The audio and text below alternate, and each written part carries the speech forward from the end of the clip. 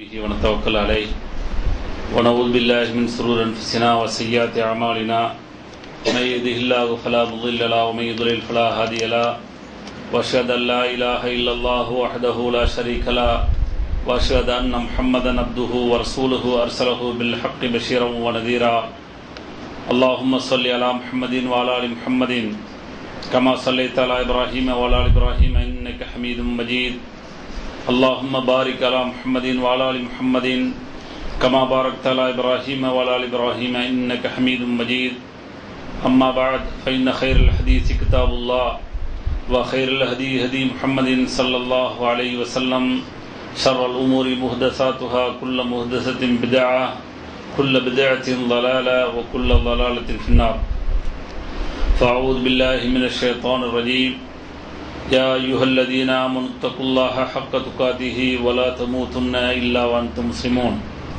وقال أيضا يا أيها الناس اتقوا ربكم الذي خلقكم من نفس واحدة وخلق منها زوجها وبث منهما رجالا كثيرا ونساء واتقوا الله الذي تساءلون به والأرحام إن الله كان عليكم رقيبا وقال أيضا يا أيها الذين آمنوا اتقوا الله وقولوا قولا سديدا يصلح لكم أعمالكم ويغفر لكم ذنوبكم ومن يطع الله ورسوله فقد فاز فوزا عظيما அன்பிற்குரிய எல்லாமல்ல அல்லாஹ்வினுடையவர்களே, அல்லாஹ்வுடைய மாபெரும் கிருபையினால் எல்லாமல்ல அல்லாஹ் அவனால் ஒப்புக்கொள்ளப்பட்ட உயர்வான மார்க்கமாக இருக்கக்கூடிய இஸ்லாமிய மார்க்கத்தில் நம்மை எல்லாம் ஆக்கி, அதிலும் குறிப்பாக ஜும்மாவுடைய கடமையை அல்லாஹ்வும் அல்லாஹ்வுடைய தூதர் முஹம்மது ஸல்லல்லாஹு அலைஹி வஸல்லம் அவர்கள் எந்த அடிப்படையில் நடைமுறைப்படுத்த சொன்னார்களோ அந்த அடிப்படையில் நடைமுறைப்படுத்துவதற்காக வேண்டி நாம் எல்லாம் இங்கே கூடியிருக்கின்றோம்.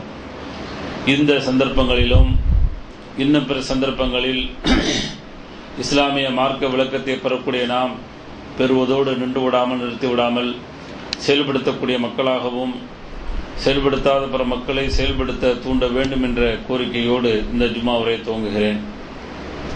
இன்றைக்கு வழங்கப்பட்டுள்ள தலைப்பு தாரிக் சஅத் பின் முஆத் ரலியல்லாஹு அன்ஹு.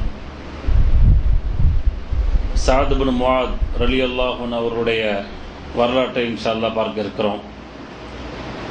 காரணம் என்னவென்று சொன்னால், இஸ்லாமிய வரலாற்றில் நபிகள் நாயகம் ஸல்லல்லாஹு அலைஹி வஸல்லம் அவர்கள் இந்த இஸ்லாத்தை மக்களுக்கு மத்தியிலே அறிமுகம் செய்த பொழுது தங்களுடைய உயிர் பொருள் அத்துணையும் தியாகம் செய்து தங்களுடைய உயிரை விட தங்களுடைய உடைமைகளை விட நபியையும் தான் கொண்ட கொள்கையும் நேசித்ததன் காரணத்தினாலே அவர்கள் அந்த இஸ்லாத்தை தாங்களும் பேணி இன்றைக்கு நம்மை போன்றவர்கள் இஸ்லாத்திலே வாழக்கூடிய ஒரு வாய்ப்பையும் கொடுத்திருக்கிறார் என்று சொன்னால், உண்மையிலேயே அவர்களுடைய தியாகம் என்பது, அவர்களுடைய வரலாறு என்பது ஏதோ ஒரு சில வரிகளில் சொல்லி முடித்துவிடக்கூடிய வரலாறுகளோ அல்லது அவர்களை வரலாறுகள் நினைவு கூறும் பொழுது அதோடு நினைவு கூர்ந்து விட்டு மறந்துவிடக்கூடிய ஒரு வரலாறு அல்ல என்பதை இந்த நல்ல தருணத்திலே நாம் எல்லாம் மனதிலே பதிவு செய்து கொள்ள வேண்டும். காரணம் என்னவென்று சொன்னால், நபிகள் நாயகம் ஸல்லல்லாஹு அலைஹி வஸல்லம் அவர்களை நாமும் நேசிக்கிறோம், அவர்களும் நேசித்தார்கள். ஒவ்வொருவரும் யோசிக்க கடமைப்பட்டிருக்கிறோம். நம்முடைய நேசம் எந்த அளவுக்கு நபிகள் நாயகம் ஸல்லல்லாஹு அலைஹி வஸல்லம் அவர்களோடு ஒட்டும் உறவும் இருந்து கொண்டிருக்கிறது, அதேபோன்று நபியை நேசித்த உத்தமர்களான சஹாபா பெருமக்களுடைய அந்த ஒட்டும் உறவும் எப்படி இருக்கிறது என்று நாம் யோசித்து பார்த்தால் நிச்சயமாக ஒவ்வொருவருக்கும் விடை தெரியும்.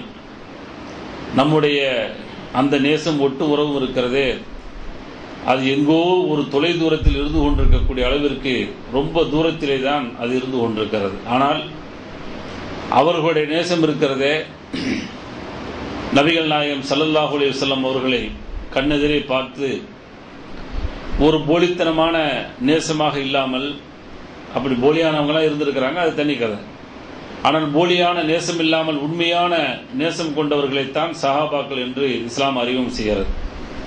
எனவே அந்த வரலாற்று அடிப்படையில் தான் சாது பின் முஆத் ரலியல்லாஹு அன்ஹு அவர்களை பற்றி சில சுருக்கமான செய்திகளை நாம் தெரிய இருக்கிறோம். நீண்ட நெடிய வரலாறு அவர்களை பற்றி இல்லாவிட்டாலும் கூட சில ரத்தின சுருக்கமான சில விளக்கங்கள், சில ஹதீஸ்களை நாம் பார்க்கின்ற பொழுது எந்த அளவுக்கு ஒரு சிறப்பிற்குரிய ஒரு மனிதராக சாது பின் முஆத் ரலியல்லாஹு அன்ஹு அவர்கள் இருந்திருக்கிறார்கள் என்பதைத்தான் நாம் இந்த நல்ல நேரத்திலே புரிந்து கொள்ள கடமைப்பட்டிருக்கிறோம். நபிகள் நாயகம் ஸல்லல்லாஹு அலைஹி வஸல்லம் அவர்கள் மக்காவில் இருந்தாலும் கூட மதீனாவில் பிறந்து பின்னர் அந்த அன்சாரிகள் என்று சொல்லக்கூடிய அந்த பட்டியலில் சேர்ந்த ஒரு நபித்தோழர் தான் சாது பின் முஆத் ரலியல்லாஹு அன்ஹு அவர்கள். நபிகள் நாயகம் ஸல்லல்லாஹு அலைஹி வஸல்லம் அவர்களோடு 2 அக்கபா உடன்படிக்கைகளை முடித்துக் கொண்டு தங்களுக்கு இஸ்லாத்தை எடுத்துச் சொல்வதற்காக வேண்டி ஒரு மனிதரை அனுப்புங்கள் என்று கேட்டபொழுதுதான் நபிகள் நாயகம் ஸல்லல்லாஹு அலைஹி வஸல்லம் அவர்கள் முஸ்அப் இப்னு உமைர் ரலியல்லாஹு அன்ஹு அவர்களை மதீனாவிற்கு அனுப்பி அங்கே மக்களுக்கெல்லாம் இஸ்லாத்தை எடுத்துச் சொல்லக்கூடிய ஒரு வாய்ப்பை நபிகள் நாயகம் ஸல்லல்லாஹு அலைஹி வஸல்லம் அவர்கள் முதலாக அந்த மதீனத்து மக்களுக்கு ஆசிரியராக முஸ்அப் இப்னு உமைர் ரலியல்லாஹு அன்ஹு அவர்களை அனுப்பி வைக்கிறாங்க. அப்படி அவர்கள் அந்த செய்தியை சொல்கின்ற பொழுதுதான் என்னதான் சொல்கிறார் என்று கேட்க வேண்டும் என்று சொல்லி தன்னுடைய தோழர் கூட்டாளியை உசைத் ரலியல்லாஹு அன்ஹு அவர்களை அனுப்பி வைத்த பொழுது அவர்கள் போய் கேட்டுவிட்டு தங்களுடைய மனமாற்றத்தை அடிப்படையிலே இஸ்லாத்தை ஏற்றுக்கொண்டு வந்து மீண்டும் இவர்கள் இன்னும் என்னதான் சொல்கிறார் அவர் என்று சொல்லி இவர்களும் பார்க்க போய் இவர்களும் இஸ்லாத்தை ஏற்றுக்கொள்ளக்கூடிய ஒரு அற்புதமான ஒரு வாய்ப்பை பெற்றவர்கள் தான் சாது பின் முஆத் ரலியல்லாஹு அன்ஹு அவர்கள். இப்படி இருந்து கொண்டிருக்கின்ற பொழுதுதான் நபிகள் நாயகம் ஸல்லல்லாஹு அலைஹி வஸல்லம் அவர்கள் மக்காவிலிருந்து மதீனாவிற்கு எதிர் செய்து பத்ர் போர்க்களத்தை சந்திக்கக்கூடிய ஒரு சூழல் ஏற்படுகின்றது.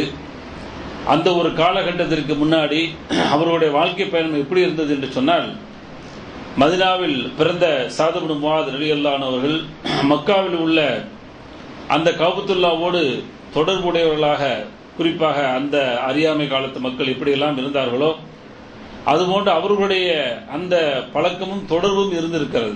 அப்படி இருந்த காரணத்தினால்தான் உமையா என்ற ஒருவரை தன்னுடைய தோழராக அவர்கள் என்ன செஞ்சாங்க, நண்பராக, சதீக்காக அவர்கள் ஆக்கிக் கொண்டார்கள் என்பது புகாரி போன்ற ஹதீஸ் கிரந்தங்கள் பதிவு செய்யப்பட்டிருக்கிறது. இப்ப சாது ரலியல்லாஹு அன்ஹு அவங்க என்ன செய்வாங்க அப்படின்னு சொன்னா, மக்காவுக்கு வந்தாங்கன்னு சொன்னா இந்த உமையத்து பின் ஹலஃப் என்ற அந்த மனிதனுடைய வீட்டில் தங்குவார்கள்.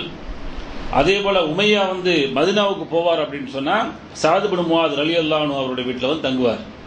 இப்படியே 2 பேரும் நண்பர்களாக இருக்கக்கூடிய சூழலில் தான் சாது பின் முஆத் ரலியல்லாஹு அன்ஹு இஸ்லாத்தை ஏற்றுக்கொண்டாங்க. அப்ப இஸ்லாத்தை ஏற்றுக்கொண்ட அவர்கள் ஒரு நாள் உம்ரா செய்ய வேண்டும் என்பதற்காக வேண்டி மக்காவுக்கு வர்றாங்க. வந்துட்டு உமையாவுடைய வீட்டில் தங்குறாங்க. தங்கிட்டு உமையாட்ட சொல்றாங்க, நான் தவாப் செய்ய வேண்டும், நான் தவாப் செய்வதற்காக போறேன். அப்படி சொன்ன பொழுதுதான் உமையா சொன்னான், நீங்க இப்பெல்லாம் போவேனா, அந்த நடுநேசிய நேரத்தில் போகலாம், ஏன்னா மக்கள்லாம் பெரும்பாலும் வரமாட்டாங்க, ஓய்வா இருக்கும் அப்படிங்கிற மனதில் வச்சுக்கிட்டு அந்த நேரத்தை குறிப்பிடுறாரு. அதே மாதிரி 2 பேரும் என்ன செய்யறாங்க, அந்த உச்சி பொழுது கொஞ்சம் முன்னாடி உள்ள நேரத்தில் 2 பேரும் காபத்துல்லாவுக்கு போகும் பொழுது அபூஜஹல் என்பவன் பார்த்து விடுகிறான். பார்த்த உடனே அபூஜஹல் கேட்கிறான், அலா அராக தத்தூஃபு பி மக்கா ஆமினா, நீ என்ன ரொம்ப ஒண்ணுமே இல்லாம, எந்த விதமான பயம் இல்லாம ரொம்ப சந்தோஷமா மக்கா தவாப் செஞ்சுட்டு போயலாம் நினைக்கிறியா அப்படிங்கிற மாதிரி அபூஜஹல் கேட்ட உடனே இவங்க உடனே சொல்றாங்க, ஆமா பிரச்சனை இல்லை, எனக்கு என்ன பயம், நான் இறை இல்லத்தை தவாப் செய்ய வந்திருக்கிறேன், எனவே நான் தவாப் செய்ய போறேன், அதுல எனக்கு என்ன பயம் என்று சொல்லி அவர்கள் கேட்ட உடனே அது மாத்திரமல்ல, உடனே சொன்னார்கள், நீ என்ன தடுத்தன்னு சொன்னான், என்னை இப்ப தவாப் செய்வதை விட்டும் எனக்கு ஏதாவது இடையூறு ஏற்படுத்த சொன்னா நான் உனக்கு ஒரு கடுமையான ஒரு எச்சரிக்கையை வர்றேன். நீங்கள் மதீனா என்ற அந்த நகரத்து வழியாகத்தான் உங்களுடைய வணிகம் என்று சொல்லக்கூடிய வியாபாரத்தை எல்லாம் வைத்துக் கொள்ளக்கூடிய சூழல் இருக்கிறது. எனவே நீங்கள் ஒரு காலமும் அந்த வழியாக செல்ல முடியாத அளவிற்கு என்னுடைய கடுமையான எதிர்ப்புகள் நீங்கள் சந்திக்க வேண்டியது வரும் என்று சொல்லி அவர்கள் சத்தம் போட்டு பேசுறாங்க. அப்படி பேசுறது கேட்டுட்டு உமையா சொல்றான், யார்கிட்ட சத்தம் போடுற, சத்தத்தை கொஞ்சம் குறைங்க, எங்களுடைய தலைவர், இந்த ஊருடைய பெரிய தலைவர் ஒரு சிந்தனையாளர் அபூஜஹல் என்பவர். எனவே அவர் பக்கத்தில் நீங்க சத்தம் போடாதீங்க என்ற அளவுக்கு சொன்ன உடனே இவர்கள் தங்களுடைய சத்தத்தை உயர்த்தி மீண்டும் அழுத்தமாக அந்த செய்தியை பதிவு செய்துவிட்டு உடனே சொன்னார்கள், உமையாவே, இந்த அளவுக்கு சொல்கிறாயே, இந்த அபூஜஹலை பார்த்து சத்தம் போட வேண்டாம் என்று சொல்கிறாயே, நபிகள் நாயகம் ஸல்லல்லாஹு அலைஹி வஸல்லம் அவர்கள் சொன்ன ஒரு செய்தியை உனக்கு நான் ஒரு முன்னறிவிப்பு செய்தியாக நான் சொல்கிறேன் என்று சொல்லி ஒரு செய்தியை சொல்றாங்க. என்ன சொன்னாங்க அப்படின்னு சொன்னா, உமையாவே, நீ உன்னுடைய இந்த மக்கள் மூலமாக நீ கொல்லப்படுவாய், வெட்டப்படுவாய் என்று நபிகள் நாயகம் ஸல்லல்லாஹு அலைஹி வஸல்லம் சொல்லியிருக்கிறார் என்று சொன்ன உடனே கேட்கிறாரு, மக்காவிலையா? அது எனக்கு தெரியாது. எங்கு நீ கொல்லப்படுவாய், எப்படி கொல்லப்படுவாய் என்பது எனக்கு தெரியாது. ஆனால் உன்னுடைய மக்கள் உன்னை கொள்வார்கள் என்று நபிகள் நாயகம் ஸல்லல்லாஹு அலைஹி வஸல்லம் சொல்லியிருக்கிறார்கள் என்ற அந்த முன்னறிவிப்பு செய்தி சொன்ன உடனே அசந்து அரண்டு போயிறார்.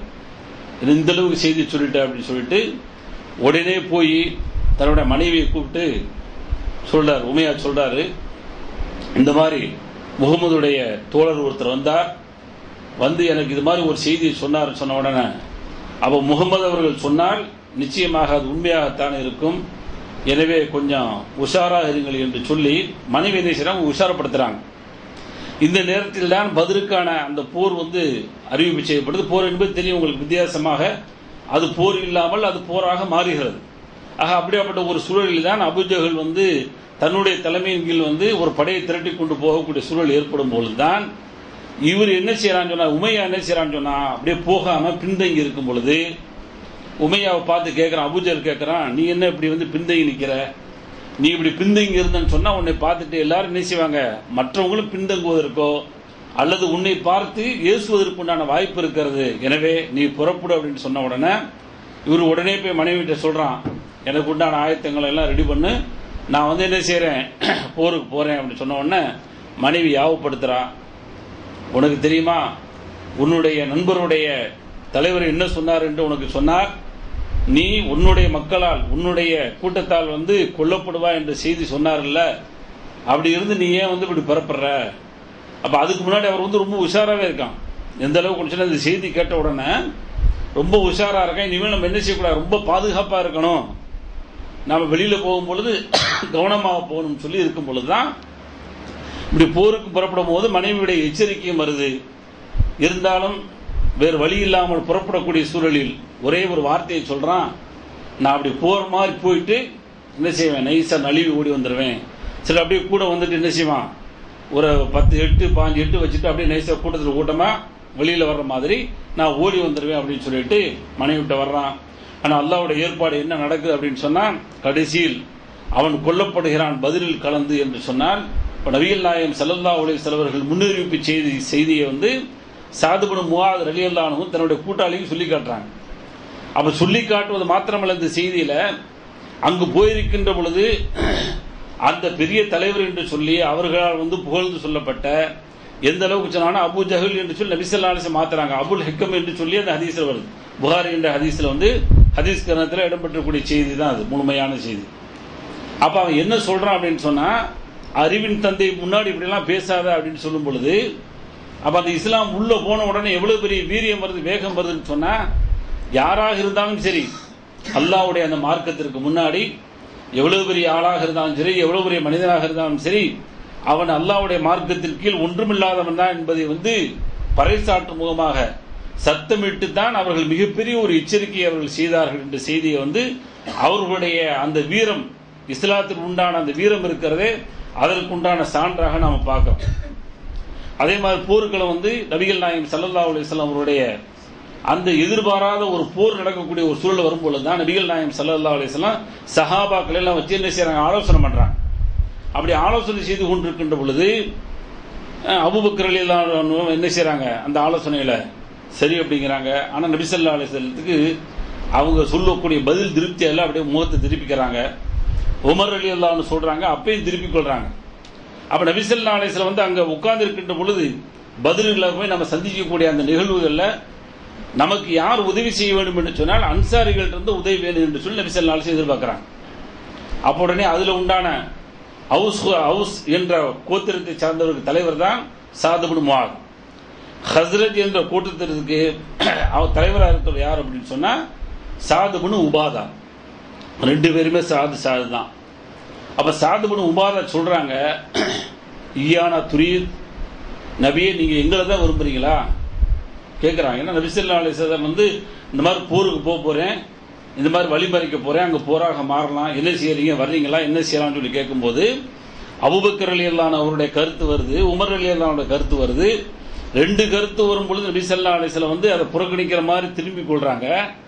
அப்ப வந்து அவங்க சாத் இப்னு உபாதா புரிஞ்சுக்கிட்டு கேட்கிறாங்க, சரி நபி ஸல்லல்லாஹு அலைஹி வஸல்லம் வந்து அன்சாரிகளாக நம்மத்தான் வந்து குறி வைக்கிறாங்க என்று சொல்லிக்கொண்டு ஈயானா துரீத், எங்களை தான் நீங்க விரும்புறீங்களா என்று சொல்லி யார் ரசூலல்லாஹ் அல்லாஹ்வுடைய தூதரே என்று சொல்லி அவங்க கேட்ட உடனே கேட்டுவிட்டு சொன்னாங்க, வல்லதி நஃப்ஸி பியதிஹி லவ் அமரனா அன் நுஹிலஹல் பஹர லா அஹ்லஹா வலவ் அமரனா அன் நத்ரிப அகாபிதஹா இலா பர்கில் இலாதி லஃபஅல்னா.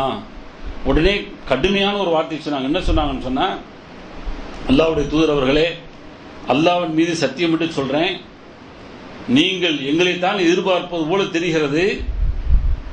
நீங்கள் ஒரு கடலை பார்த்து அந்த கடலில் வந்து குதிங்கன்னு சொன்னா உடனே குதிச்சிருவோம். நீங்கள் யாரையாவது பார்த்து கொன்று விடுங்கள் என்று சொன்னால் உடனே கொன்று விட்டு வந்து விடுவோம். அந்த அளவிற்கு உங்களுடைய கட்டளையை நாங்கள் எதிர்பார்த்து கொண்டிருக்கிறோம். எனவே நீங்கள் எதை சொல்கிறீர்களோ அதை நாங்கள் முழுமையாக அப்படியே செய்யறதுக்கு ரெடியா இருக்கிறோமே தவிர நாங்கள் அப்படியே பின்னாடி ஓடி போயிருவோம், நாங்கள் வந்து உங்களுக்கு எந்த விதமான உதவி செய்ய மாட்டோம் என்று சொல்லி நீங்கள் எண்ணிக்கொண்டீர்களா என்று சொல்லி நபிகள் நாயகம் ஸல்லல்லாஹு அலைஹி வஸல்லம் அவங்க கேட்டுவிட்டு உடனே சொல்றாங்க, நாங்கள் என்ன செய்யறோம், உங்களுக்கு பக்கபலமாக இருந்து போர் செய்வோம் என்று சாத் இப்னு உபாதா சொல்றாங்க. அதே செய்தியை சாத் இப்னு முஆத் ரலியல்லாஹு அன்ஹு அவர்களும் என்ன செய்றாங்க, பதிவு பண்றாங்க.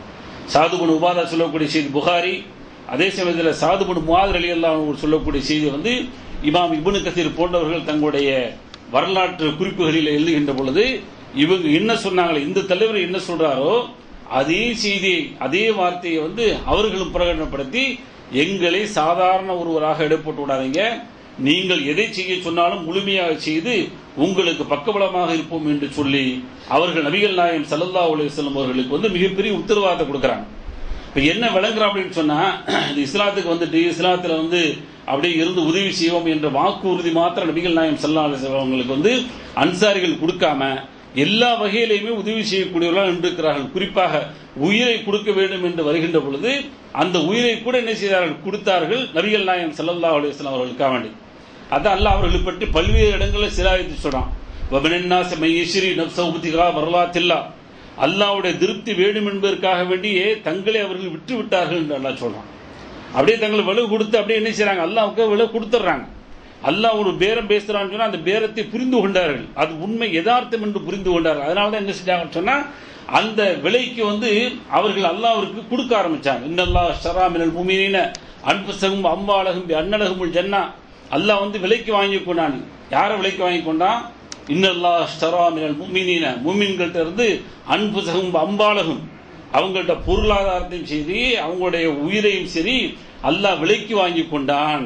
எதற்கு பகரமாக, பி அன்னலஹுமுல் ஜன்னah, அவர்களுக்கு சொர்க்கத்துக்கு பகரமாக அவர்களுடைய உயிர்களையும் உடைமைகளையும் அல்லாஹ் விலைக்கு வாங்கி கொண்டான் என்று சொன்ன உடனே தான் அவர்கள் தங்களுடைய உயிரை வந்து கொடுப்பதற்கு சர்வசாதாரணமாக தயாரானாங்க. பொருளாதார கொடுப்பதற்கு சர்வசாதாரணமாக அவருக்கு முடிவெடுக்க முடிஞ்ச காரணம் என்னன்னு சொன்னா, விலைக்கு வாங்கக்கூடியவன் அல்ல, விலை பேசக்கூடியவன் அல்ல, ஏமாற்ற மாட்டான். இன்னைக்கு நீங்கள் நான் விலை பேசலாம், அந்த விலை பேசிய விலையின் அடிப்படையில் வந்து குடுக்கல் வாங்கல் வந்து ஏமாற்றங்கள் நடந்துருது, எத்தனையோ மோசடிகள் இங்க நடந்துகிட்டு இருக்கு. இது அல்லாஹ்வுடைய அந்த வியாபாரத்தை பொறுத்த வரைக்கும் அந்த மோசடி நடக்கும் என்று சொல்லி யாருமே எதிர்பார்க்க முடியாத அளவிற்கு அல்லாஹ் தன்னுடைய அந்த பேரத்தை மிகச் சரியாக வைத்திருக்கிறான் என்பதை புரிந்து கொண்டார்கள். எனவே அந்த பேரம் உண்மையானதாக இருக்கும் என்று விளங்கிக் கொண்ட காரணத்தினால்தான் அவர்கள் எந்த வார்த்தையை சொன்னாங்க அப்படின்னு சொன்னா, நபிகள் நாயகம் ஸல்லல்லாஹு அலைஹி வஸல்லம் அவர்களுக்கு தங்களுடைய உயிரை முழுமையாக கொடுத்து அவர்களுக்கு முழு ஒத்துழைப்புகள் கொடுத்து நாங்கள் பாதுகாப்பு தருவோம் என்று சொல்லி நபிகள் நாயகம் ஸல்லல்லாஹு அலைஹி வஸல்லம் அவர்களுக்கு அவர்கள் கொடுத்த அந்த வாக்கையும் நாம் புகாரி போன்ற ஹதீஸ் கிரந்தங்களை பார்க்க முடிகிறது என்று சொன்னால், அதில் சாத் இப்னு முஆத் ரலியல்லாஹு அன்ஹு அவர்களும் தங்களை இணைத்துக் கொண்டு நபிகள் நாயகம் ஸல்லல்லாஹு அலைஹி வஸல்லம் அவர்களுக்காக வேண்டி தங்களுடைய உயிரை கொடுப்பதற்கு தயாரானார்கள். அது மாத்திரமல்லாம நபிகள் நாயகம் ஸல்லல்லாஹு அலைஹி வஸல்லம் அவர்களுக்கு ஒரு பிரச்சனை வருது அப்படின்னு சொன்னா, அதையும் என்ன செஞ்சாங்க, பார்த்துக்கிட்டு அப்படியே வேடிக்கை பார்த்துட்டுலாம் இல்லை. இன்னைக்கு வேணா பார்க்கலாம், இன்னைக்கு பார்த்துட்டு இருக்கிறோம். நபிகள் நாயகம் ஸல்லல்லாஹு அலைஹி வஸல்லம் அவங்க மேல வந்து ஏதாவது ஒரு அவதூறு பரப்பப்படுது, அவங்களுடைய மனைவிமார்கள் மேல ஒரு அவதூறு பரப்பப்படுதுன்னு சொன்னா அங்கு ஒன்றும் இங்கு ஒன்றுமாக சில செய்திகள் அல்லது அங்கு ஒரு ஆர்ப்பாட்டம் இங்கு ஒரு ஆர்ப்பாட்டம் இதோடு முடித்துக் கொள்கிறோமே தவிர ஒட்டுமொத்தமாக ஒன்று சேர்ந்து ஒரு இஸ்லாமிய சமூகம் வந்து ஒருங்கிணைந்து உலக அளவில் வந்து மிகப்பெரிய ஒரு புரட்சியோ ஒரு போராட்டம் நடத்தக்கூடிய அளவுக்கு உண்டான ஒரு சூழல் இல்லை. அந்த அளவுக்கு உண்டான ஒரு வாய்ப்புகளை ஏற்படுத்தாத சமூகமாக இன்றைக்கு இஸ்லாமிய சமூகம் இருந்துகிட்டு இருக்கிற காரணம் என்னன்னு சொன்னா, நமக்குள்ள உள்ள பிளவுகள், நமக்குள்ள உள்ள மொழி வேற்றுமை, நாடு வேற்றுமை எல்லாம் இப்படியே பல வகையில் பிரிந்து பிரிந்து கடைசியில் ஊருக்குள் இருந்தாலும் கூட ஊருக்குள்ளும் ஜமாத் என்ற அந்த கட்டுக்கோப்புகள் இயக்கங்கள் என்ற போர்வையில் வந்து பிரிந்து கொண்டு இன்றைக்கு அது போன்ற ஒரு சின்ன ஒரு ஊரில் கூட ஒன்று சேர முடியாத ஒரு சூழலுக்கு இருந்து கொண்டிருக்கிறோம். அல்லாஹ் பாதுகாக்கணும். ஆனால் நபிகள் நாயகம் ஸல்லல்லாஹு அலைஹி வஸல்லம் அவர்களை நேசித்த அந்த சஹாபா பெருமக்கள் நபிகள் நாயகம் ஸல்லல்லாஹு அலைஹி வஸல்லம் அவர்களுக்கு ஏதாவது ஒரு சின்ன பிரச்சனை அப்படின்னு சொல்லி வந்துட்டா அதற்காக வேண்டி எவ்வளவு பெரிய விலை கொடுக்கவும் அவர்கள் தயாரானார்கள் என்பதற்குத்தான் ஒரு சம்பவத்தை நம்ம பார்க்க முடியும். என்னன்னு சொன்னா, நபிகள் நாயகம் ஸல்லல்லாஹு அலைஹி வஸல்லம் அவருடைய மனைவி மீது வந்து இட்டுக்கட்டு நடக்கிறது, அதெல்லாம் தெரியும், பெரிய சம்பவம். அப்படி நடந்து முடிஞ்சிருச்சு. அந்த சம்பவத்தை குறித்து நபிகள் நாயகம் ஸல்லல்லாஹு அலைஹி வஸல்லம் வந்து ஒரு தடவை ரெண்டு பேசுறாங்க, மெம்பர் ரெண்டு பேசுறாங்க. பேசிட்டு யார் இது போன்ற செயல்களை செய்திருப்பார்கள், அப்படி செஞ்சிருந்தா என்ன செய்யலாம் அப்படிங்கிற மாதிரி நபிகள் நாயகம் ஸல்லல்லாஹு அலைஹி வஸல்லம் சில கருத்துக்களை பதிவு செஞ்சுட்டு இருக்கிறாங்க. அப்ப உடனே பாருங்க, ஒவ்வொரு கோத்திரத்தாரும் எழுந்து பதில் சொல்றாங்க.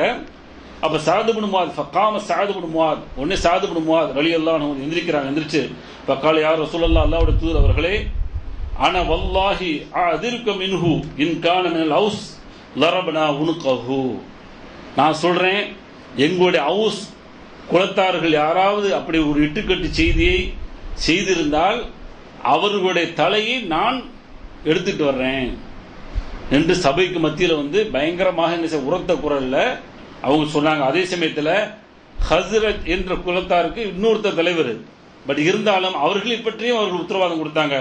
வயின் காணமின் இஹ்வானினா மினல் ஹஸ்ரஜ், ஹஸ்ரஜுடைய கூட்டத்தார்கள் ஏதாவது செஞ்சுதான் சொன்னா அமர்த்தனா ஃபஅல்னா ஃபீஹி அம்ருக, நீங்கள் என்ன கட்டளை போறீங்களோ அதை நான் செய்யறேன், ஆனா எங்களுடைய கூட்டமா இருந்தா பர்டிகுலரா இவன் தான் சொல்லி தெரிஞ்ச உடனே கழுத்து எடுத்துட்டு வந்தாரு என்று சொல்லி ரொம்ப ஆவேசமாக பேசக்கூடிய செய்தி புகார்ல பதிவு செய்யப்பட்ட நீண்ட நெடிய செய்தி. அவங்க அந்த குறிப்பா வந்து ஆயிஷா அம்மா மேல வந்து இட்டுக்கட்டப்பட்ட அந்த செய்தியில வரக்கூடிய கடைசி பகுதியில சஅத் இப்னு முஆத் ரலியல்லாஹு அன்ஹு அவர்கள் இந்த கருத்தை பதிவு செய்திருக்கிறார்கள் என்பதை நம்ம பார்க்கிறோம்.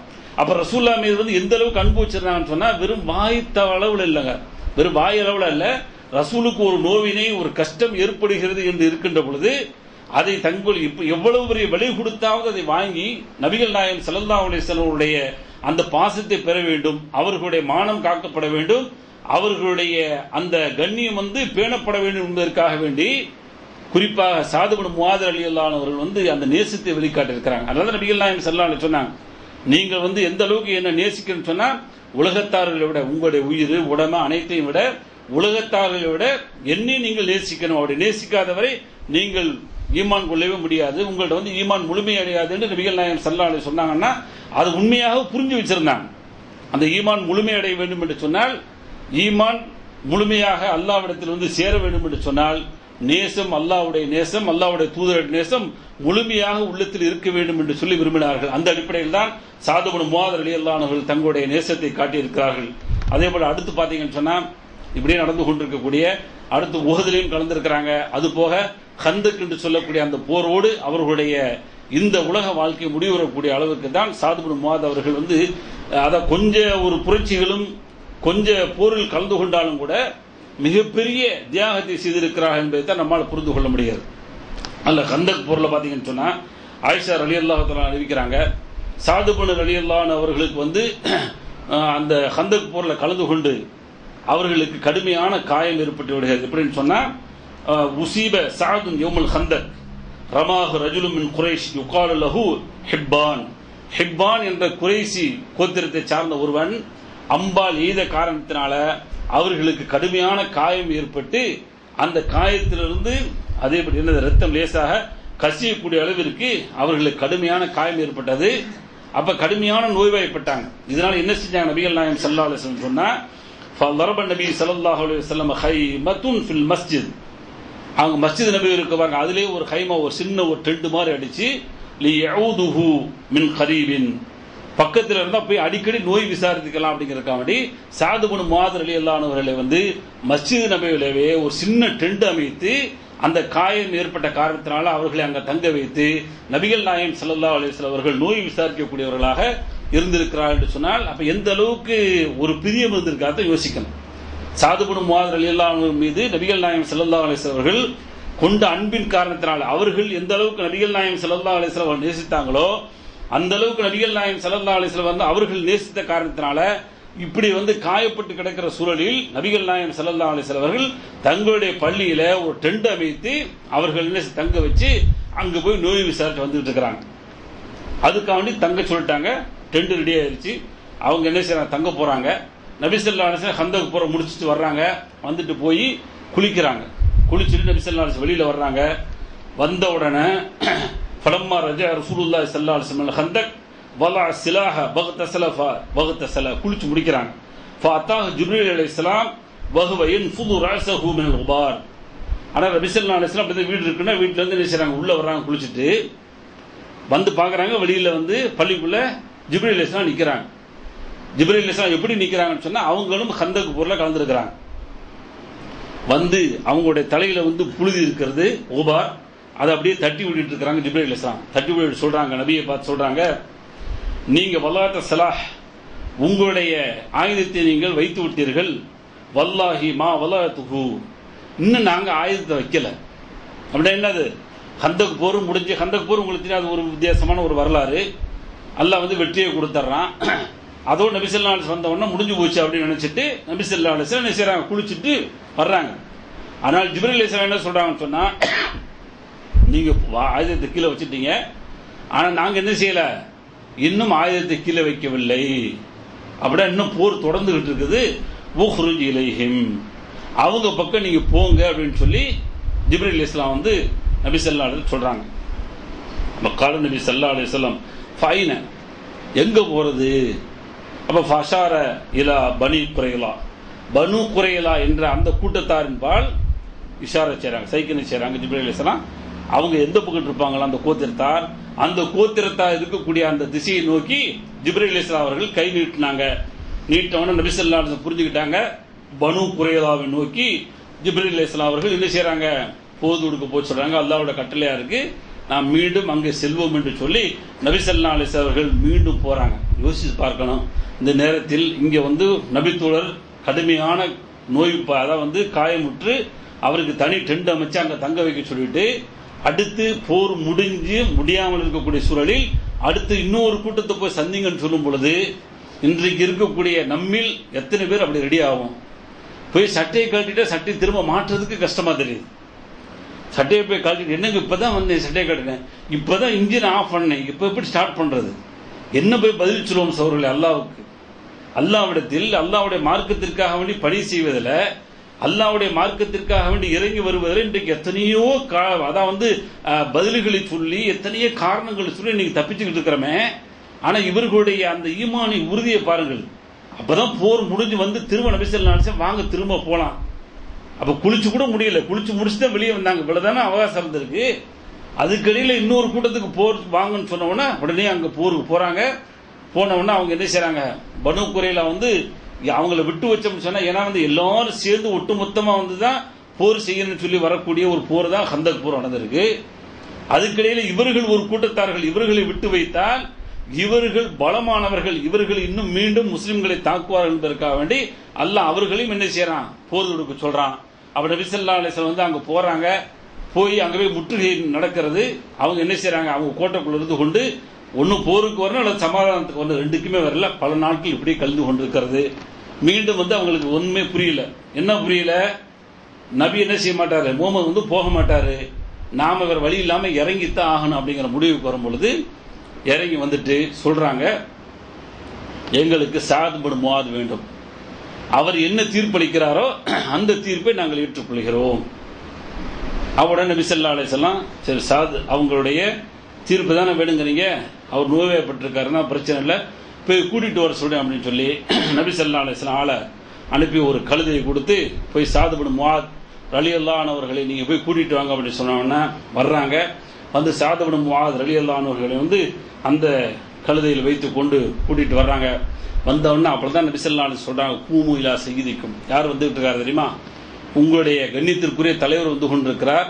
அவருக்காக நீங்கள் என்ன செய்யுங்க, எழுந்திருத்து வரவேற்று அவரை இங்கே கொண்டு வாருங்கள் என்று சொல்லி நபி ஸல்லல்லாஹு அலைஹி வஸல்லம் அவர்கள் அவருக்கு மரியாதை செய்ய சொல்கிறாங்க. அதே மாதிரி அவர்களை கொண்டு வந்து நபி ஸல்லல்லாஹு அலைஹி வஸல்லம் அவருக்கு அருகில் உட்கார வைத்த உடனே வந்து நபி ஸல்லல்லாஹு அலைஹி சொல்கிறாங்க, இவர்கள் எல்லாம் உங்களுடைய தீர்ப்புக்கு கட்டுப்பட்டு சொல்கிறாங்க.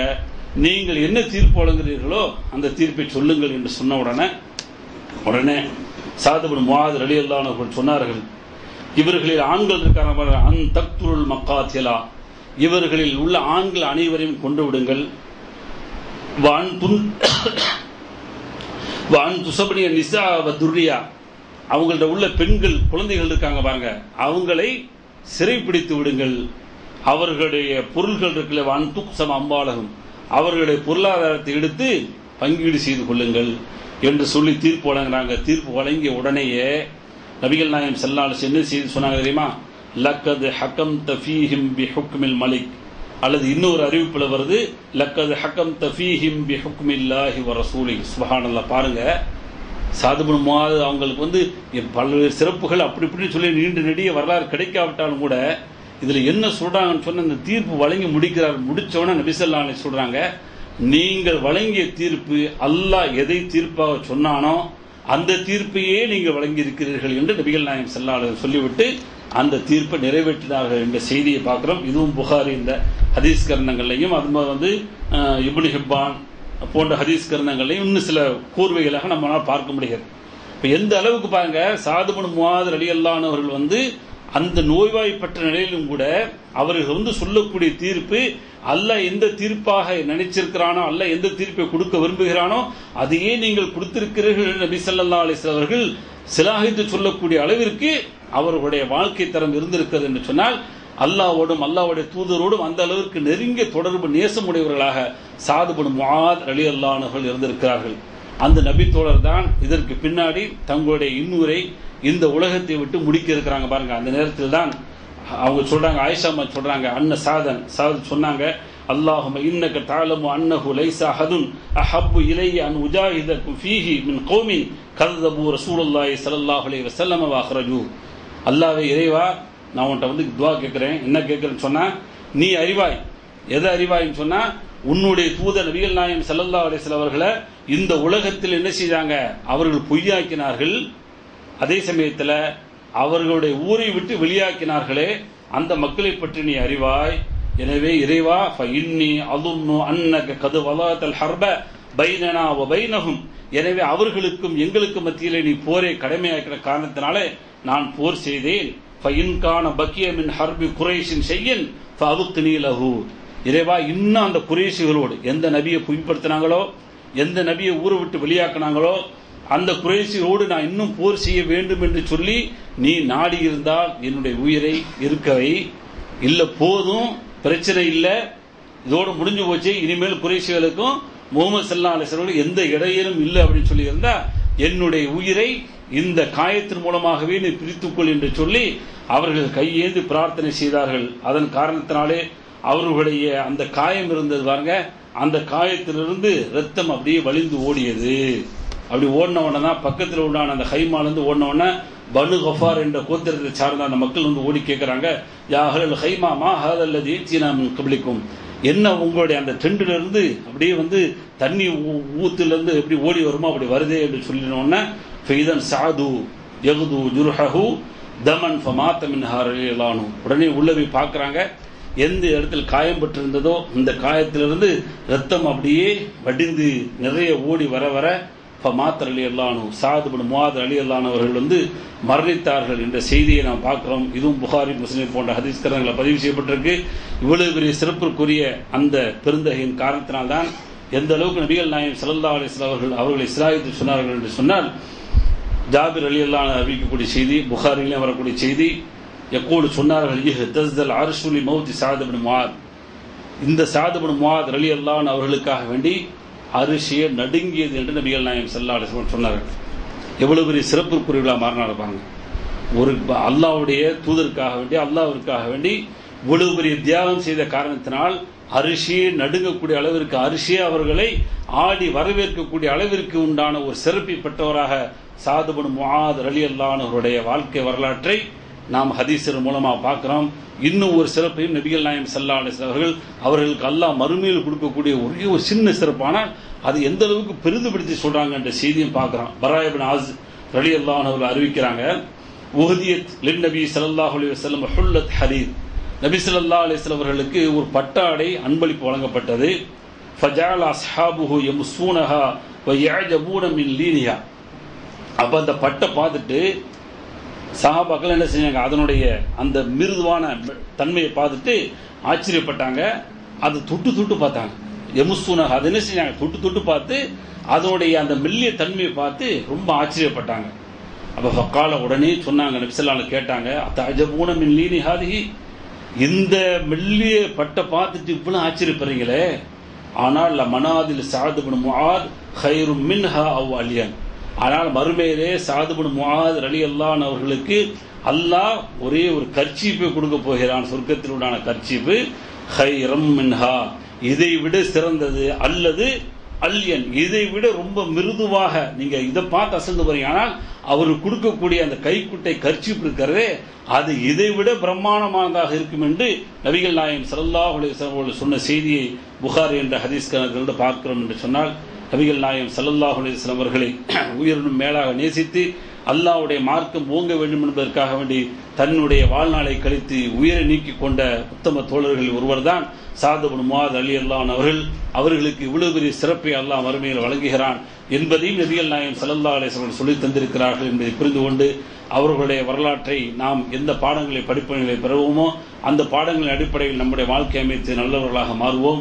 வாஹிர் தாவானா அல்ஹம்துலில்லாஹி ரப்பில் ஆலமீன்.